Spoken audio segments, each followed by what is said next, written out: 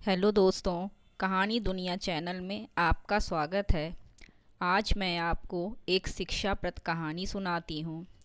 महाभारत में कर्ण ने श्री कृष्ण से पूछा, मेरी माँ ने मुझे जन्मते ही त्याग दिया, क्या यह मेरा अपराध था कि मेरा जन्म एक अवैध बच्चे के रूप में हुआ? द्रोणाचार्य ने मुझे शिक्षा देने से मना कर दिया क्योंकि वो मुझे क्षत्रिय नहीं मानते थे, क्या यह मेरा कसूर था? परशुराम जी ने मुझे शिक्षा दी, साथ में ये शाप भी दिया कि मैं अपनी विद्या भूल जाऊं क्योंकि वो मुझे छत्री समझते थे। भूलवश एक गौ मेरे तीर के रास्ते में आकर मर गई और मुझे गौवध का शाप मिला। द्रौपदी के स्वयंवर में मुझे अपमानित किया गया क्योंकि मुझे किसी राजघराने का कुलीन व्यक्ति नहीं समझा गया।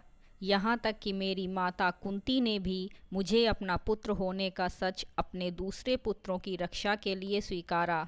मुझे जो कुछ मिला दुर्योधन की दया स्वरूप मिला, तो क्या यह गलत है कि मैं दुर्योधन के प्रति अपनी वफादारी रखता हूँ?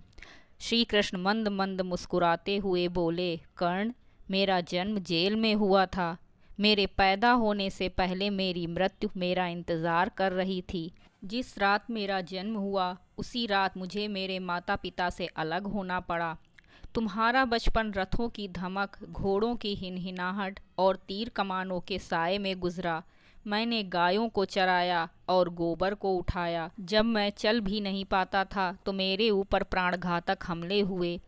कोई सेना नहीं, कोई शिक्षा नहीं, कोई गुरुकुल नहीं, कोई महल नहीं। मेरे मामा ने मुझे अपना सबसे बड़ा शत्रु समझा। जब तुम सब अपनी वीरता के लिए अपने गुरु व समाज से प्रशंसा पाते थे, उस समय मेरे पास शिक्षा भी नहीं थी। बड़े होने पर मुझे ऋषि सांदीपन के आश्रम में जाने का अवसर मिला।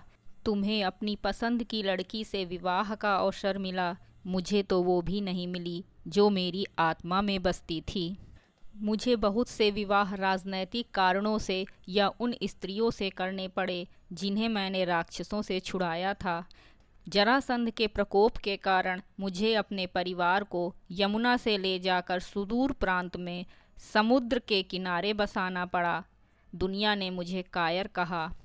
यदि दुर्योधन युद्ध जीत जाता तो विजय का श्रेय तुम्हें भी मिलता, लेकिन धर्मराज के युद्ध जीतने का श्रेय अर्जुन को मिला।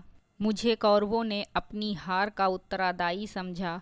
हे कर्ण, किसी का भी जीवन चुनौतियों से रहित नहीं है। सबके जीवन में सब कुछ ठीक नहीं होता। कुछ कमियां अगर दुर्योधन में थीं तो कुछ युधिष्ठिर में भी थीं। सत्य क्या है और उचित क्या है, ये हम अपनी आत्मा की आवाज़ से स्वयं निर्धारित करते हैं। इस बात से कोई फर्क नहीं पड़ता कि कितनी बार हमारे साथ अन्याय होता है। इस बात से भी कोई फर्क नहीं पड़ता कि कितनी बार हमारा अपमान होता है। इस बात से भी कोई फर्क नहीं पड़ता कि कितनी बार हमारे अधिकारों का हनन होता है। फ़र्क सिर्फ इस बात से पड़ता है कि हम उन सब का सामना किस प्रकार करते हैं। दोस्तों, आपको हमारी ये छोटी सी शिक्षाप्रद कहानी कैसी लगी, कमेंट करके ज़रूर बताइएगा। कहानी सुनने के लिए धन्यवाद।